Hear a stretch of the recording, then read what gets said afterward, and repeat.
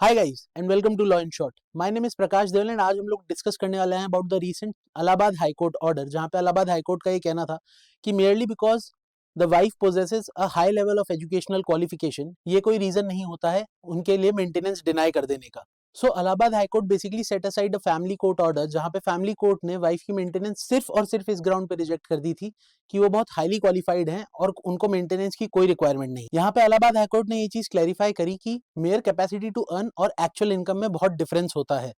और जब आप मेंटेनेंस डिनाई करते हैं तो वो सिर्फ इस बेसिस पे होनी चाहिए कि इंसान की एक्चुअल इनकम क्या है, ना कि इस बेसिस पे कि उनकी जो क्वालिफिकेशन है वो उनको अलाउ करती है कि वो बहुत अच्छा पैसा अर्न कर सकते हैं। तो इस पर्टिकुलर केस में बेसिकली ये हुआ था कि जो वाइफ थी उन्होंने अपना करियर छोड़ दिया था घर बार संभालने के लिए, बच्चों का ध्यान रखने के लिए, सारी चीजें मैनेज करने के लिए in the house hold arrangement. तो कोर्ट ने इस चीज को ध्यान में रखते हुए ये बोला कि जब इस तरीके की सिचुएशन अराइज हो जाती है इन पर्टिकुलर केसेस में, जहां पे एक वाइफ जो कि हाईली क्वालिफाइड है और उन्होंने अपना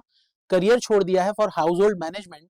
तो जब वो वापस इस तरीके के करियर में एंटर करना चाहेंगे तो उनको बहुत सारी डिस्पैरिटीज फेस करनी पड़ेगी, चाहे वो करियर गैप्स हो, वापस री एंटर करना हो जॉब मार्केट के अंदर, इन सब में कई सारी डिफिकल्टीज आती हैं। तो जस्ट बिकॉज उनके पास एक हाई क्वालिफिकेशंस एग्जिस्ट करती हैं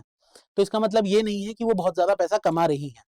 जब तक वो पैसा एक्चुअली कमा ना ले तब तक ये ग्राउंड ऑफ रिजेक्टिंग मेंटेनेंस नहीं हो सकता है। कोर्ट ने क्लैरिफाई किया कि अंडर सेक्शन 125 ऑफ सीआरपीसी जो डिसाइसिव टेस्ट होता है वो ये होता है कि एक्चुअली वाइफ अपने आप को मेंटेन कर पा रही है या नहीं, ना कि ये कि क्या वो थ्योरेटिकली खुद को मेंटेन कर सकती हैं। कोर्ट ने क्लैरिफाई किया जो बेसिक ऑब्जेक्टिव है मेंटेनेंस लॉ के वो फाइनेंशियल डिग्निटी, सोशल प्रोटेक्शन